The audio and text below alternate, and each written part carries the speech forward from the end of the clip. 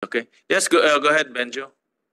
Thank you, Mr. Chair. No, just to reiterate, no, yun po kasing ngayon kung dadami talaga yung classroom teaching, no, from teacher 1 to MT1. No, gusto po namin din sana no, na ma-incorporate ay payagan lahat ng pwedeng ma-qualify. Well, hindi pa ito malinaw, no? Kasi parang magiging ladderized pa rin. So, teacher 1, teacher 2, teacher 3, no? Kasi kung may teacher po talaga na nag-teacher 1 na siya, baka naman pa pwede na siyang maging master teacher 1. After all, sa master teacher 1 naman, doon naman po tayo, crossroads yung master teacher 1 position no? Kasi mahirap po ito dahil ma-defeat yung purpose talaga ng career progression.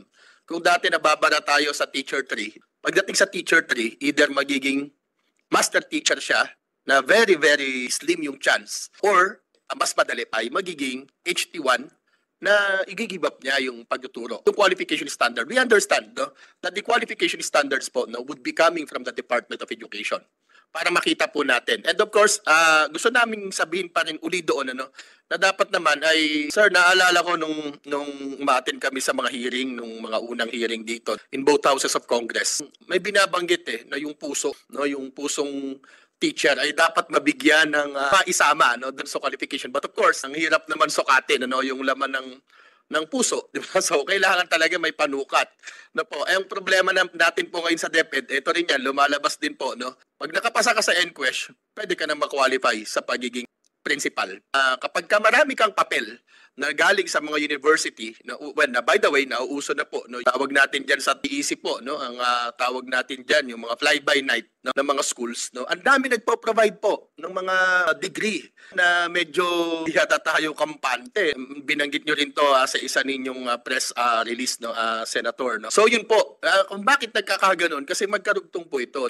No? Parang nag-aral na lamang po para ma-promote. Nag-aral para tumaas yung sweldo. Hindi nag-aral para maging mahusay na teacher, mahusay na administrador. Yung puso po nawawala, which is napaka-importante sana sa pagsukat natin sa mga pumapasok sa teaching profession. Thank you, Mr. Chair. Thank you, Congressman Rao. Congressman Benjo, daming congressman dito.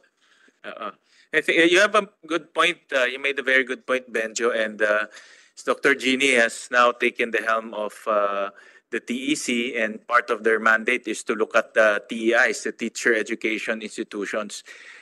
We've been flagging, Ched, about a lot of TEIs who have never passed a licensure exam. No, we have some TEIs that had never passed any LET licensure examination, and we have also centers of excellence who are far from being a center of excellence. So that's part of the review of the TEC, and because that will connect to what you are saying, that if a person takes a master's degree or even PhD for promotion purposes, we have to admit na talagang a lot of our teachers take it for promotion purposes.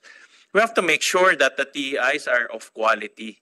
It's not only being it's not a TEI that just provides diploma for the purpose of getting a diploma. Now, we have to make sure that it's of quality, and that's part of the review of the TEC. But you have a very good point to that effect. No?